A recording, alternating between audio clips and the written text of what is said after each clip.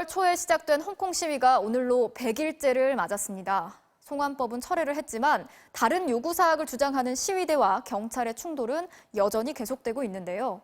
교착 상태에 빠진 홍콩, 출구는 없는 건지 홍콩 현지에서 김희용 특파원이 취재했습니다. 홍콩 시위 100일째를 맞는 오늘, 정부에 대한 저항은 병원 의료진들의 집회에서 계속됐습니다.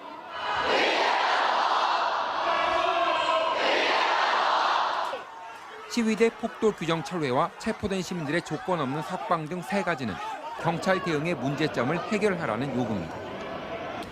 이곳은 홍콩 경찰본부 앞입니다. 일부 시위대는 경찰을 공룡이라고 부릅니다. 경찰이 시민들을 잡아먹는다는 두려움과 비난을 담은 표현입니다. 이렇게 헬멧과 마스크로 무장을 하게 된 원인이 경찰에게 있다는 주장입니다. 그러나 법치를 지키기 위해서라도 폭력은 용납할 수 없다는 게 홍콩 정부의 발표입니다. 일부 시위대는 중국 국기를 불태우고 바다에 던져버리고 중국 중앙정부의 상징인 휘장을 더럽혔습니다.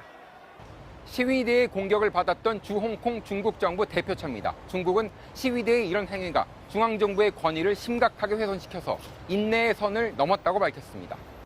특히 최근 민족주의, 애국주의를 부쩍 강조하고 있는 중국으로선 시위대 요구를 수용하는 건 정부에 대한 도전에 면죄부를 준다는 것으로 수용할 수 없다는 입장입니다. 시위대의 또 다른 요구는 행정장관 직선제입니다. 그러나 사실상 중국 공산당 직할체제를 구축하고 있는 중국으로선 역시 받을 수 없는 요구입니다. 특히 시위대가 미국과 영국의 도움까지 요청하고 있는 상황에서 이를 수용한다면 자칫 외국에 굴하는 것처럼 보일 수 있다는 분석도 있습니다. 홍콩을 광복하고 시대를 혁명하자는 구호가 써있는 이곳은 도심 곳곳에 있는 홍콩 시민들이 시위대를 지지하는 의견을 써붙인 임시 게시판 중 하나입니다. 그런데 이렇게 메모지를 붙이는 시민들과 또 이를 떼내려는 시민들 간의 갈등이 종종 표출되고 있습니다. 시위가 길어지면서 벌어지는 반중국, 친중국의 분열 양상입니다. 각각의 집회가 따로 열리고 심각한 충돌 사태까지 발생했습니다. 홍콩 당국은 매년 이곳에서 열리던 다음 달 1일 중국 국경절 기념 불꽃놀이 행사를 취소했습니다. 이를 계기로 시민들이 모여서 반중국 행사로 확산되는 걸 막기 위한 사전 조치로 보입니다. 이런 식으로 시간이 지나면 시위의 동력도 점차 소멸될 것이라고 기대하는 측면도 있습니다.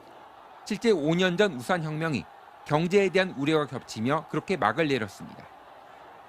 그러나 우리는 다시 돌아올 것이다. 당시 우산혁명을 접을 때 시위대가 남긴 구호입니다. 다시 돌아온 만큼 이번에는 그때처럼 성과 없이 끝내지 않겠다는 각오가 있습니다. 계속되는 대치 속에 홍콩의 출구를 쉽게 찾기 어려운 이유입니다. 홍콩에서 MBC 뉴스 김희용입니다.